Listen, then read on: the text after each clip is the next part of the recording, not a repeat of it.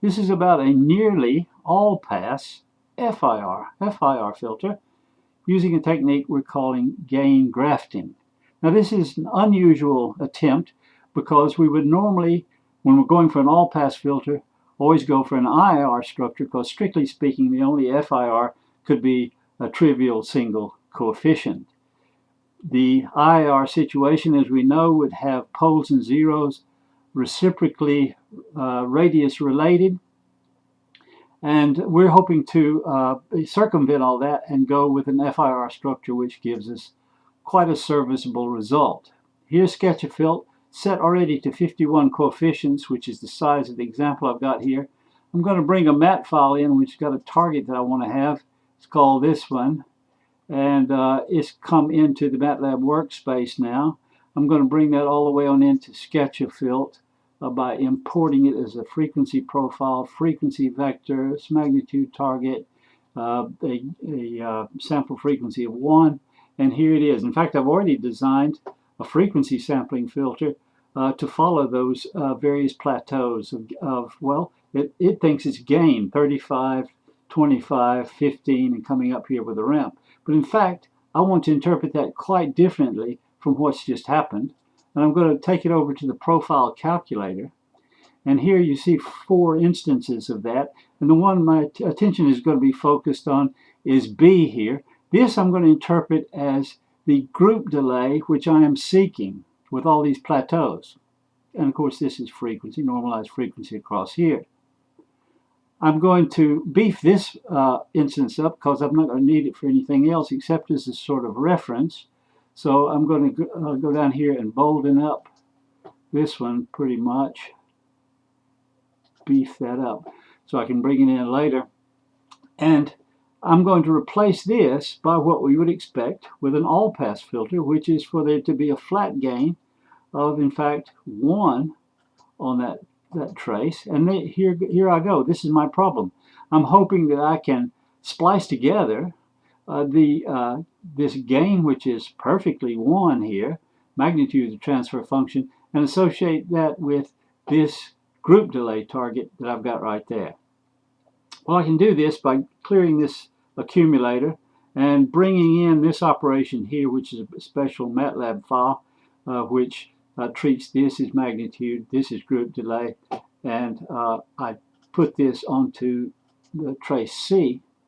And trace C now has received this, and you can see the real and imaginary components of this.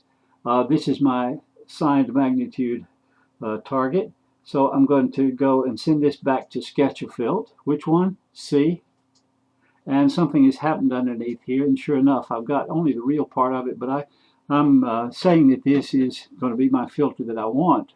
I'm going to have to look at it in terms of the filter tools that I've got up here, and this is showing now my 51 coefficients. Look at this strange shape here, but it's all being done by zeros. All the poles are parked uselessly at the center of the pole zero pattern, and the gain is very flat. Well, not perfectly flat, but pretty close here.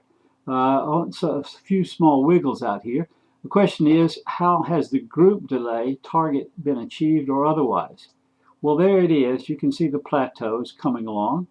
And if I want to go and grab my reference, just so I can say, is it good or is it bad? Because we always have got this situation, you know, with digital filter design.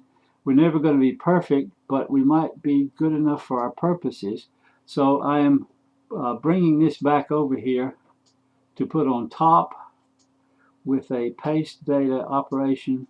Boom, there it is. So you can see the black is almost completely covered up. That black, by the way, has been done as a design using frequency sampling. I could have used other techniques. And you see the plateaus are hugging quite closely, just as they should do.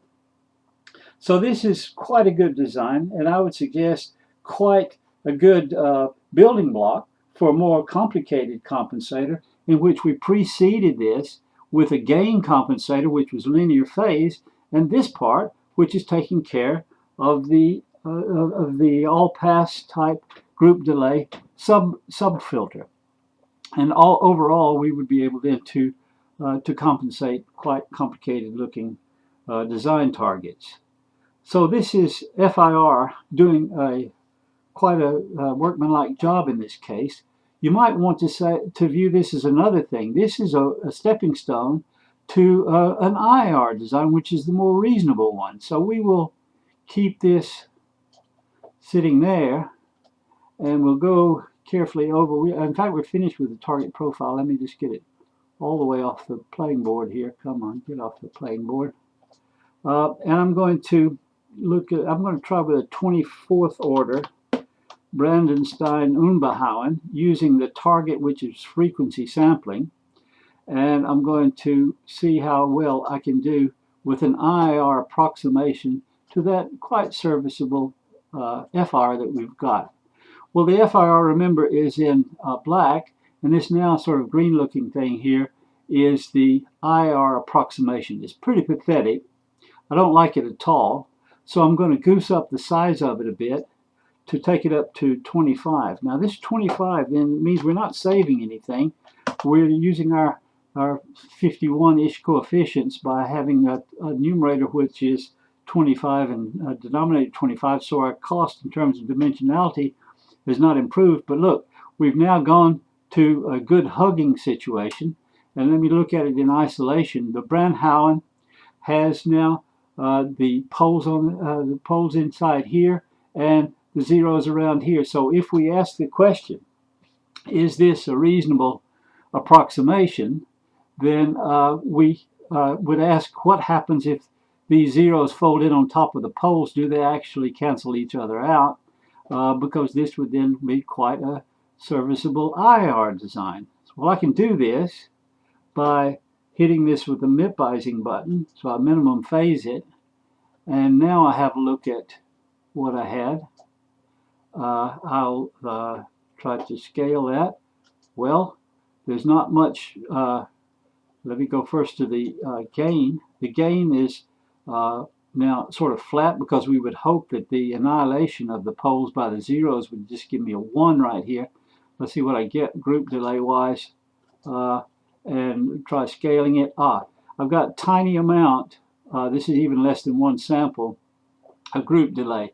So this means that we didn't exactly get this reciprocal relationship on the poles and zeros, but we got probably a pretty good approximation to our original thing. Well, we know we did, because it was hugging quite closely. Let's just remind ourselves about that, because if I take this MIP business off and redesign my target, that should take me back to where we started from.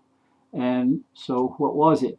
The original was this. This is our really crowning glory. This is our result, which is our FIR.